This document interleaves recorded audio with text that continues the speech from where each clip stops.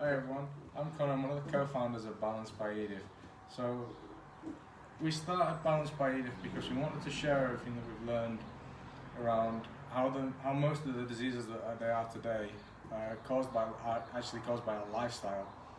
And we want to raise awareness around it and teach people how having a balanced life can actually prevent most of these diseases.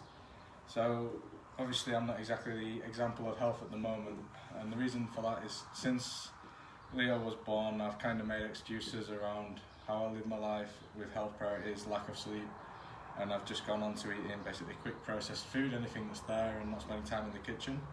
But in the past I have done a lot of things around health and fitness. I've played rugby since the age of 9 and worked out for a few years at least.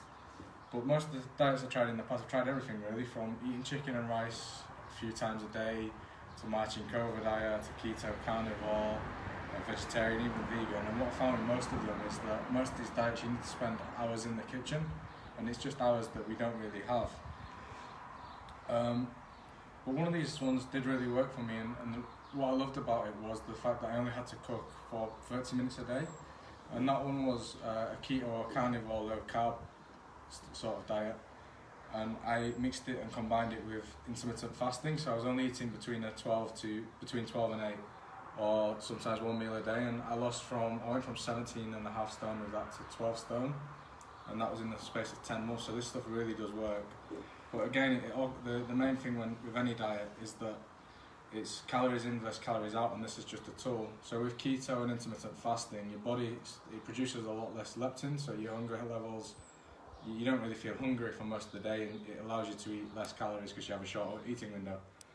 But the problem with keto that I've seen from most of the articles I've read online or friends that have done it is that everyone thinks it doesn't really matter where you get your fats from, because as long as you're getting fats, well, great, I'm on keto, my body's burning fat.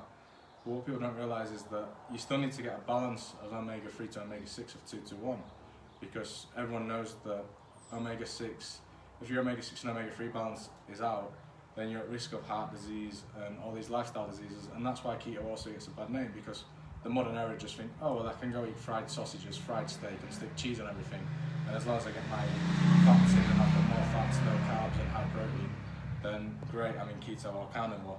It's not the case. You need to get basically you need to get your fats from healthy sources, omega-3s and omega-6s 2 to 1 balance. And what we're going to be sharing with you over the next coming weeks is going to be recipes and tips on how to do that, so that you can do keto and do it safely. And as I mentioned, I'm going to be starting this again from next week, because I've decided it's time not to make excuses anymore.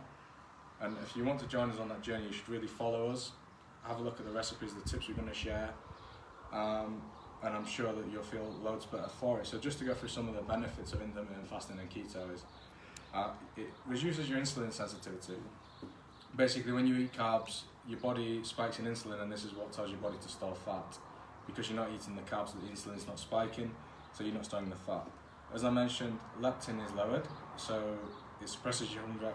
Therefore, in theory, you should eat less calories, and you don't get as many it's called cravings. Also, it boosts your growth hormone massively when you fast. They've done studies where people who've fasted have 2 to 3 times the amount of growth hormone. Now, growth hormone is the most powerful hormone for burning fat and keeping us looking young.